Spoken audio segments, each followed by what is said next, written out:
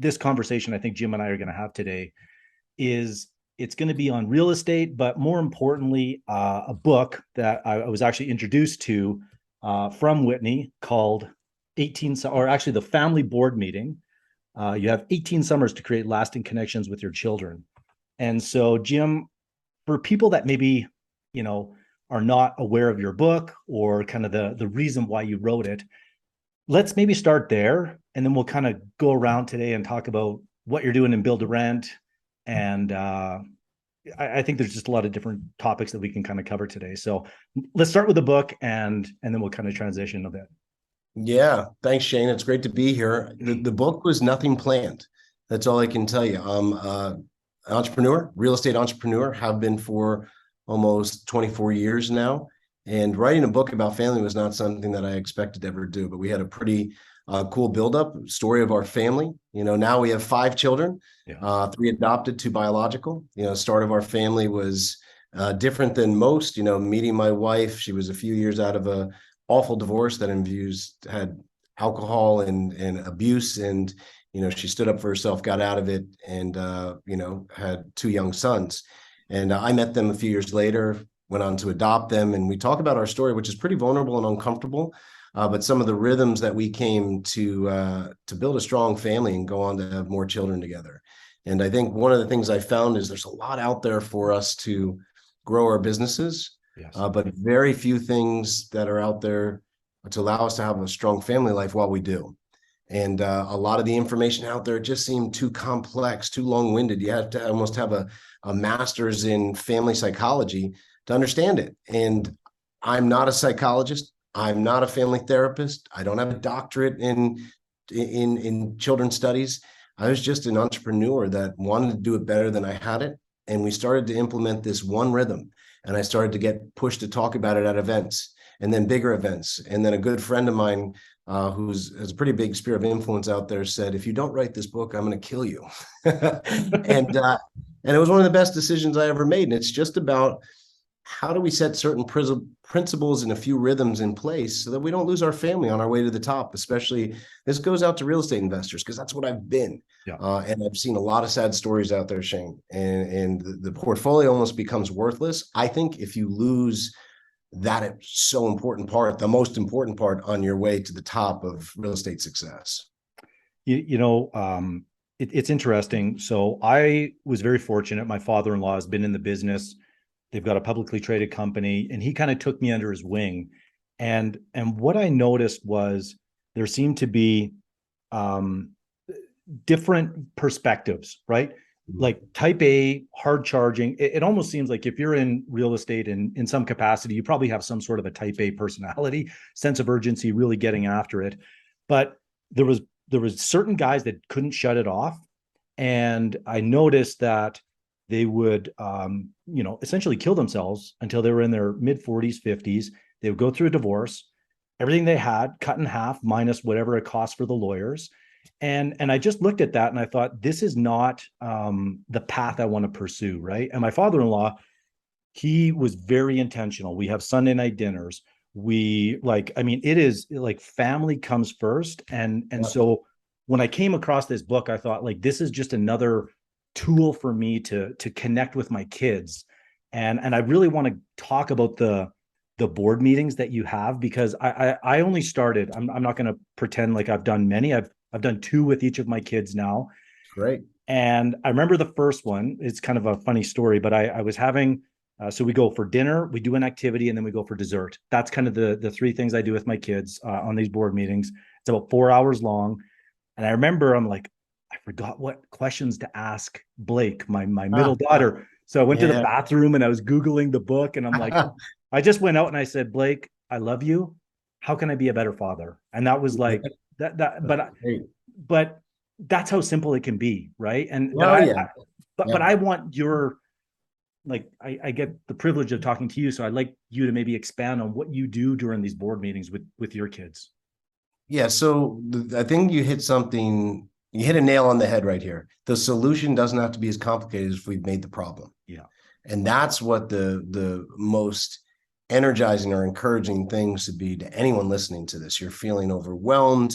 you're like, oh my gosh, like every time I turn around, it's already October and I feel like I've been away from my kids more. You're pulled in this thing of where there's these old mentors, which, gosh, they should just be cut off from speaking, who said, put your head down for the next 5 to 10 years, go at it, your family will understand. Right. Well, that's horrible advice. It's just you have to breathe in and out with your family along the way, and I think you'll be more you'll be more prepared for better growth, even, believe it or not. Yes. And what I talk about in the book, as you know, with this one rhythm, is supported by, like, I like to call them principles that are almost as strong as the law of gravity.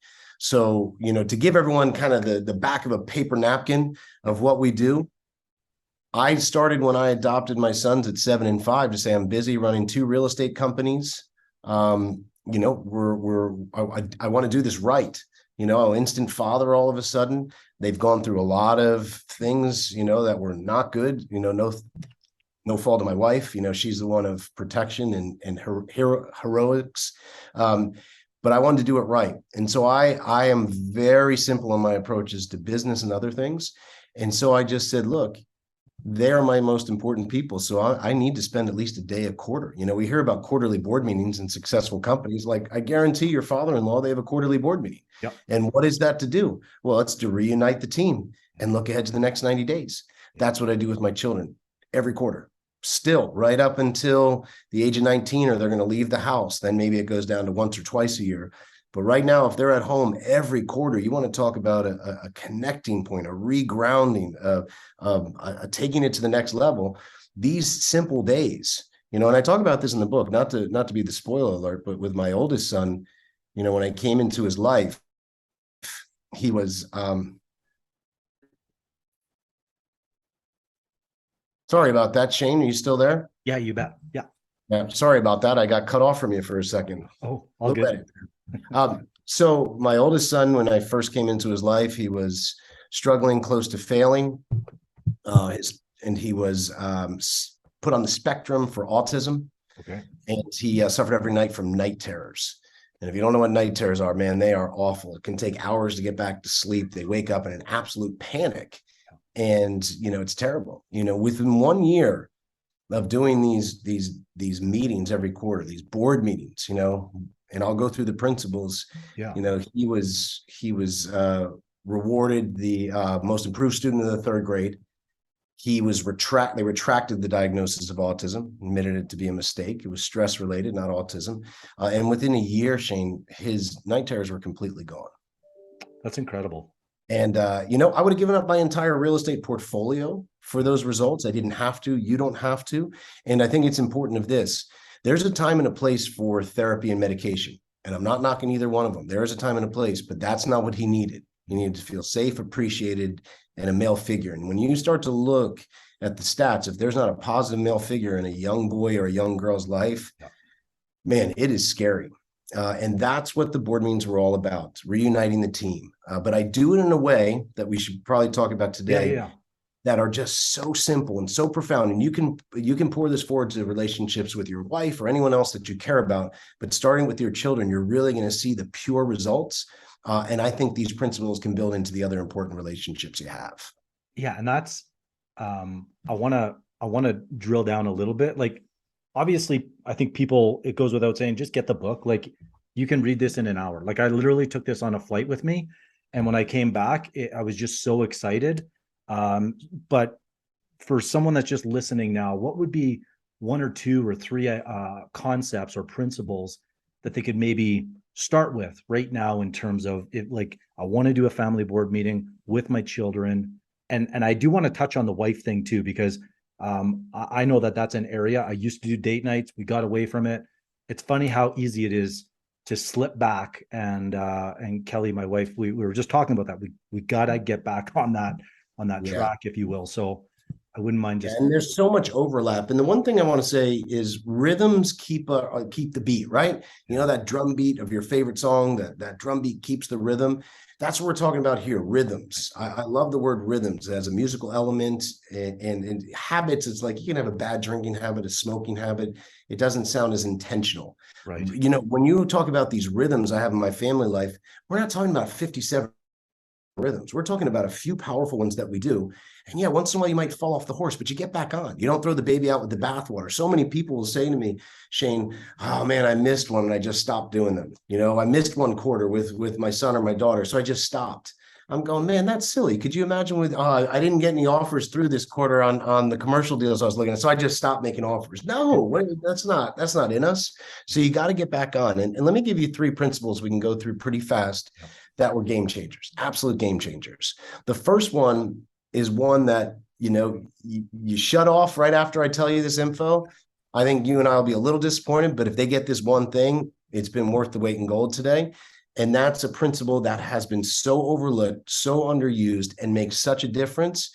I can't believe more people don't talk about it. And it's the one-to-one principle. Yes. And what that means is you got to separate the parts to strengthen the whole. It's great, Shane, that it's you, your wife, and your 3 children. But if you separate the parts and there's one-on-one time, it's a game changer. It takes away distraction, takes away sibling rivalry. If you're hard at work making the commercial deals, your daughter, your son might lean more towards your wife. That takes that crutch away. It focuses, again, that magnifying glass on this one relationship. I came from an Irish Catholic family. That means I have like 4,000 cousins, right? Big family gatherings are great, but those aren't really where the deeper connection points happen, the deeper conversations. It's one-to-one time. It's almost like when you start to get one-on-one with each of your children or your spouse, and I'll go into principle number 2 so you're not distracted. But it's almost like that scene. Remember the first Tobey Maguire Spider-Man when the bully's coming down, he's about to punch him and he just throws that punch. And he is so intuitive, so focused, so aware. Tobey Maguire just watches the punch kind of go by and go, wow, I can see everything so clearly. Yes. That's what I feel one-on-one time does to the relationship with each of my children and my wife. And so it's so under-practiced. I talk to people about this, some really change maker events. I'm like, when's the last time you spent a half day or a full day with one of your children one-on-one? Less than 10% of the room goes up. And I say, okay, how many of you can tell me when you meet with your CFO or acquisition team for your real estate business? They raise their hand every Tuesday morning, 8 to 10, They know they have that date down, right? I say, okay, great. That's great. How many of you can name the day and time you have a date with your husband or wife each week? Less than 10% of the room goes up, Shane. And this is the power of one-on-one. So every quarter, I'm spending a half day to a day with each of my children. Every week, I'm spending a 3-hour uninterrupted date with my wife. That one-to-one principle. We got 5 kids going from age 1 to 19. We still get our one-on-one time. Because if not, it feels like we're getting separated. And I don't know about you, but I believe if you're strong with your wife, it trickles down to the children in a positive way. Yeah, if we're pulled apart, it's gonna reflect on the whole family. Yeah. So that one-to-one, it's a cheat. It's an unfair advantage because no one does it. It's so simple. Like I said, it's not a complicated solution, but so many people never schedule one-on-one time, or they feel it's like, oh, well, that's wrong. I can't really, I can't just leave all my other kids at home, or I can't leave all the kids at home, just be with my wife. Yes, you can, and your family's going to benefit. Well, what's interesting on that is before reading the book and was aware of this principle, I used to take both my girls out and we would do a date, the 3 of us. But what would happen is, and I didn't even appreciate it, but the older one, she would do a little bit more of the talking. And I didn't appreciate it until I went and did a one-on-one with my middle daughter, Blake, how much that meant to her. You know what I mean? And so I think that could easily be missed. And just the fact that you brought it up again today reinforces for me the importance of making sure that I don't try to be lazy and try to group it together. You know what I mean? Take all the kids out or 2 of them or whatever. And so, okay. So that's number 1. What's the second principle? So principle number 1 is the one-to-one principle. Yeah. Principle number 2 is something we coined at 18 Summers. And the name of our company is 18 Summers, my family education business, because there's a stat that shows the average person will spend almost 85% of the quality time they ever have with their children by the end of the 18th summer. And then because you think about it, the time minimizes then. They're going off, they're doing their own thing. So you start to do the math, right? Your oldest is how old? 8? No, my oldest is 11 now. 11. So you're going 11 minus 18. Wait, I only got 7 summers left before that adulthood. it's a positive motivation. Yeah. A real positive motivation. So that's why we named the company 18 Summers. But principle number 2, sorry, let me get back to that. It's something we coined called intermittent tech fasting. Perfect. So we've all heard of intermittent fasting, right? You look like a healthy guy. I've read about it. I do it a lot. You're not giving up eating, Shane. You're just having a disciplined approach of eating only between this time and this time, right? And it shows organ regeneration, good for muscle, all sorts of aging properties, anti-aging properties. And that's what we're doing here. I'm not telling you to, give up all technology and move to a survival ranch in Montana, as much as I love Montana. But we're just telling you have to have time, Shane, of complete and total unavailability for the people that are in front of you. Because if you don't, it's one of the biggest ways to disrespect them, discount them, and to close the door where if something important might be going on in their life, they don't feel like you have the space or the capacity to take that on. And we don't realize how bad our multitasking is. We all have done that BS answer where our kid or our spouse comes up and tries to ask us something, and we're texting or doing an email, and we give the worst, most asinine answer back to them. And we actually believe that we answered it correctly, and it's just terrible. I'm ashamed of the amount of times I've done that. But we don't want to give that opportunity. Right. Because again, it's especially with us real estate investors. Oh, but the deal and the closing and this. Again, if you really want to stay intact at home, there has to be times of unavailability to that. And I'll give you an example. This will probably hit you hard. My daughter's 8 now. She was a couple years ago. I have a rule. So on all of my board meetings, Shane, that day every quarter, my phone's off. The date night with my wife, my phone's off. When I get home from work, I like to leave my phone in the car. And not have it with me. We'll go over that, but we call it dinner time challenge. For at least an hour at the end of the day, everyone's phone's off. We go up to 2 now, but my phone is off every day when I get home. So a couple of years ago, I get home and my daughter, she was 5 at the time, says, "Daddy, let's go on the trampoline. Let's go on the trampoline." We love our trampoline time and getting on there. So I said, okay. But I broke my own rule, Shane. I had my phone in my pocket. So I'm getting on the trampoline and we hear that dreaded zzz, zzz, and you're like, oh man. So before I even look at it, I've gone in 7 different directions. What's happening? What I have to do? What I have to solve? Where's this? Who is that? I pull out the phone, and you'll relate to this. We had a simple closing happening that day, and somebody botched it with one simple thing that I couldn't believe they missed to get it done. Now this is 5:30, Shane. So there's nothing I can do at this time until tomorrow. So where am I now? I'm thinking in scenarios. I'm swearing under my breath. I'm not present on the trampoline, right? And I come to, and my daughter's staring at me. And she goes, with this quivery little face, "Daddy, why are you so mad at me?" And it's like, man, like put a knife in my side and drive it sideways. We don't realize, because especially in the real estate investing world, look, we got to have our guard up. We're sometimes throwing punches. Whoever says it's an easy business is selling you some 90-day or less product. I don't. So we're not that good, Shane. And I realized again that day, and I have constant reminders. If I'm available for that, I cannot be fully present there. Yes. I may take the tough emotions of business and throw it right onto my wife, to my children.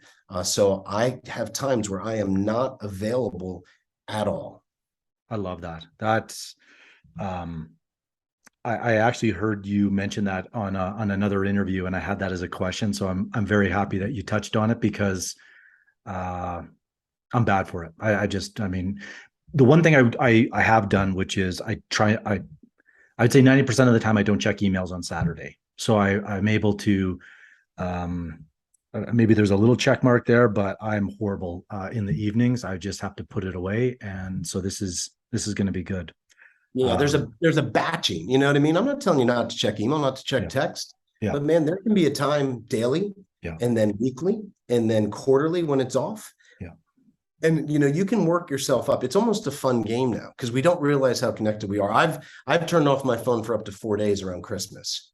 And I tell my close family and friends, call Jamie's phone, my wife, or text her, because I'm turning it off. I know you know what I mean? If I was an alcoholic, I'm not going to go sit in a whiskey bar. Yeah. And I said, I just want it off. And Shane, again, that Tobey Maguire Spider-Man intuition, seeing everything in front of you, it's amazing. We don't realize how quick we're checking something, Yeah. how overreactive we are, and you'll start to play with this. And again, you're going 4 days, you're crazy. I could never do that. Don't start with an hour when you're around your whole family, around like dinner time. Turn it off. You know, start with that date. Like, Shane, I'm ashamed at how many dates I ruined with my wife in the beginning. We finally got in a date night rhythm, same time every week, same hours. And then I'd pull out my phone for a phone call or a text or an email or a useless Facebook thread. I mean, what was I, insane? Like, there's this beautiful woman across from me that is the best thing, one of the best things that's ever happened to me. And I'm letting this little thing control this moment. And not that I don't appreciate it. You and I wouldn't be talking right now without the technology. We got to shut it off sometimes. Yeah, for sure. Do you want to talk about principle number 3 or yeah, principle number 3 real quick is about the adventure, especially with the kids. You know, what I do is I let them plan the day. And so it's called fun activity with focus reflection. You know, whatever they want to do. You know, if I had my choice, I'd go surfing. I love surfing. My oldest son likes fishing. I like fishing. It's never my first choice. He wants to do that. I'm going all in. My daughter, Maggie, wants to have a princess party. Shane, I've been a princess more times than I want to admit to you.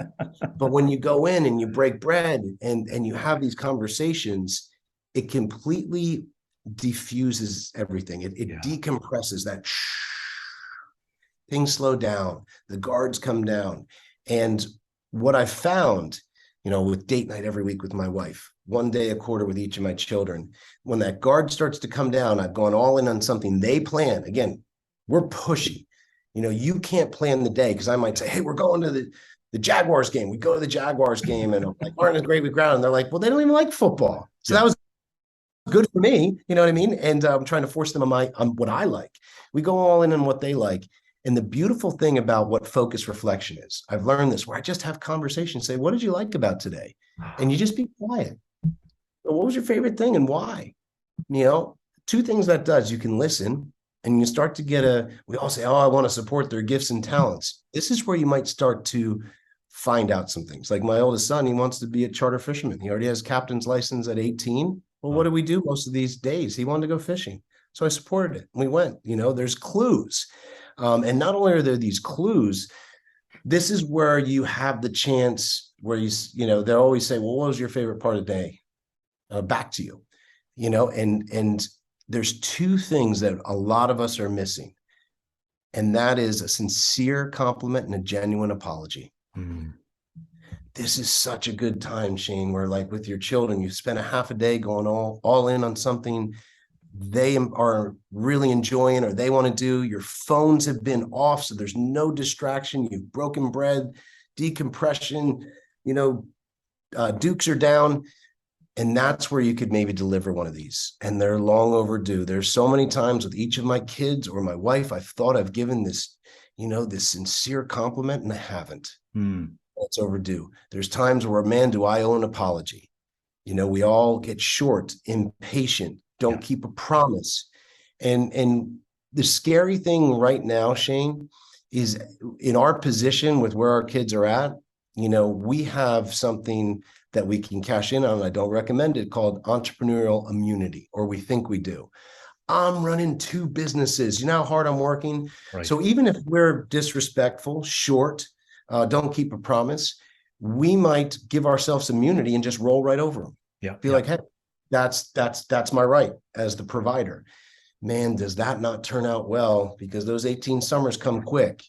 And you can do that for so long, but it is not a long-term buy and hold strategy. Let me tell you, not one that I recommend. And we've all made that mistake. Yeah, for sure. I mean, that's it's incredible what children and our spouses remember. And you might be able to use it once, and they kind of give you a pass, so to speak. But it's certainly, I've been guilty of it for sure, right? I mean, you have a stressful day, and but it's not productive. And so I appreciate you sharing that, because it's a good reminder. And I think that's oftentimes what we need is that self-awareness and reminders.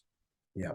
Yeah. And Shane, the beauty here is one of my mentors, he's from Texas. He used to say, look, all right, Jim, I'm talking about all my real estate problems. Yeah. He said, you got a pack of wolves trying to run into your sheep yard, right? Into your pasture full of sheep. What do? Well, just shoot the big ones. The little ones will run under the fence. That always stuck with me. And so here, what are we doing here today? Because it's great to listen to a podcast or a good conversation and say, how do I put this to action? Yeah.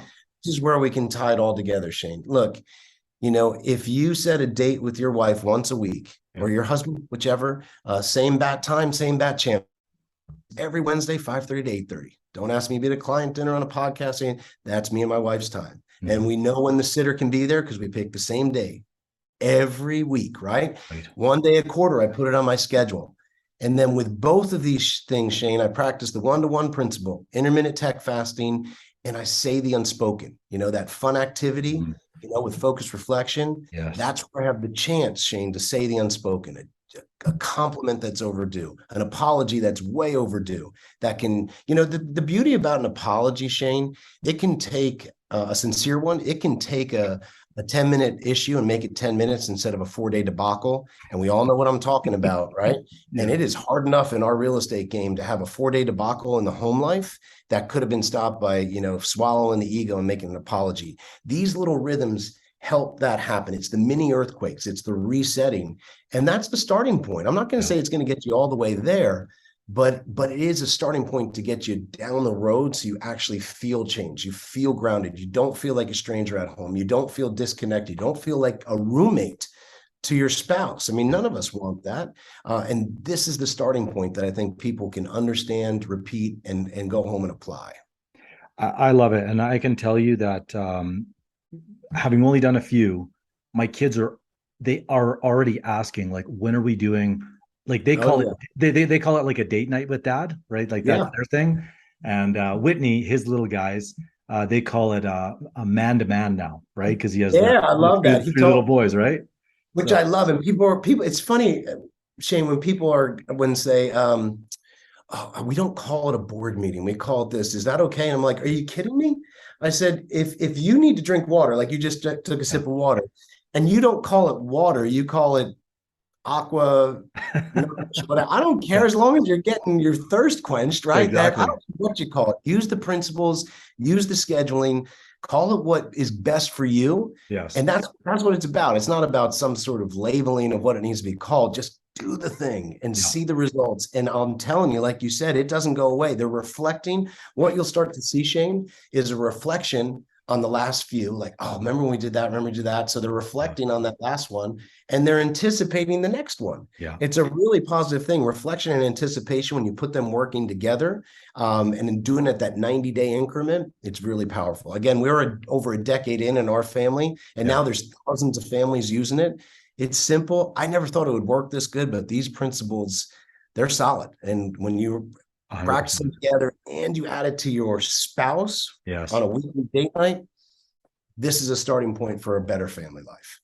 Well, what's so cool about this and how timely it is that when I set my goals and my intentions for 2023, I have been generally super focused on business, right?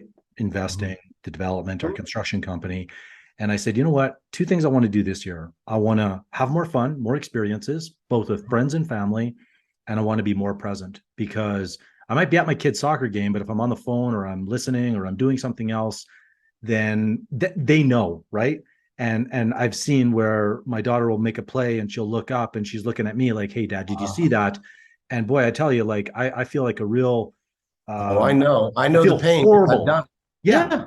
Oh, yeah. Because you just look down for a second and then you miss it, and then they know and you know, and now it's like you may as well have stayed home, right? Because so those are 2 things that I'm working on, and so this has been tremendous.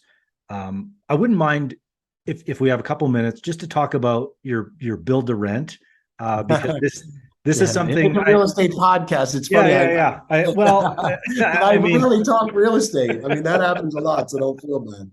I went into, we can talk about it. just real quick, 24 years ago, I started buying HUD foreclosures in Bakersfield, California. Okay. It was a little podunk town, cheap pricing, got in, did well, moved to Florida around 2005 because the numbers out there were crazy. And then after the '08 meltdown, went into bulk foreclosures, which sounds really cool. It did the job, but man, it was tough, lots of competition. I don't like surprises of fixer-uppers. So my now building partner and I said, what if we could build our own investment property for ourselves and other people? Yes. So we started this about 8 years ago. We threw in some development fees together. We built about $3 million worth of new construction in an area of Jacksonville, Florida, where we had invested a lot. And it went okay. There were troubles and having to learning points, but we're like, wow, there's something to this. Yes. And fast forward 8 years later, we had, over 150 million in sales last year. So it has been scalable. So Yes. we build in high growth areas for residential investment, single family, duplexes, and quads. Yeah. And, we've been able to build a big following. We actually just got bought out last year. We're still OpCo. We're still running it. My building partner and I, we got bought by Guillen Homes, which is one of the largest in the U.S. They're owned by Sumitomo, which is a 316-year-old Japanese company. Yes. They wanted two things. They sell 17,000 properties, homes a year worldwide. Okay. They wanted to be in build to rent and wanted to be in Florida. So we're in 14 different markets. It was a great team up capital wise and supply chain wise. So what I do now overall, Shane, is I build portfolios. We do work with the institutions. Honestly, not my favorite. We'll work with them, but we've had more success building portfolios for individual investors. Okay. We currently have over 1,000 active investors. Okay, so I wouldn't mind understanding that. Like our model is kind of like we'll go out, buy 1 to 4 acres and develop generally towns, whether it's stacked or just slab on grade. And that's because land costs are pretty high. And so to do like single family, whether it's a bungalow or the numbers just wouldn't make sense for us. But we're doing it to keep, right? So we're building to hold. But do you hold some of yours, or is it more? Yeah, we hold something from every project, but our model is transactional and we retain management. Gotcha. So that's always been our business model. So, we have over 2,000 properties under management. Yeah. So that's a great way to stay in it. We keep some properties for ourselves. We build portfolios for other. We provide the management, which is obviously an ongoing long business and something that these people out of area need. Yeah. So we fulfill that as part of our business model, a need for them. And that's a retention of residual income as well, obviously, So it's been a good system for us. One of the things that I'm unsure of, if you will, is like floor plans, like 3 beds, 2 beds, 4 beds, like what just based on your experience in this build to rent model, who is it that is like, is it baby boomers? Is it millennials having kids? Like I'm still trying to understand who our market is. And obviously if you've done 2,000, you probably have a good sense as to who's renting. So I'm curious what. Now, where are you located again, Shane? So I'm in Calgary. Okay. Alberta. Yeah. Okay, yeah, I know it well. Yeah. Okay. I used to actually go up and teach at an event with a friend every February in Calgary, a real estate, which I was like, why are you bringing me up here in February? I'm a wimpy Floridian. A beautiful area. Banff is one of my favorite spots in the world. So love where you are. Here's what I can tell you, Shane. Every place is different.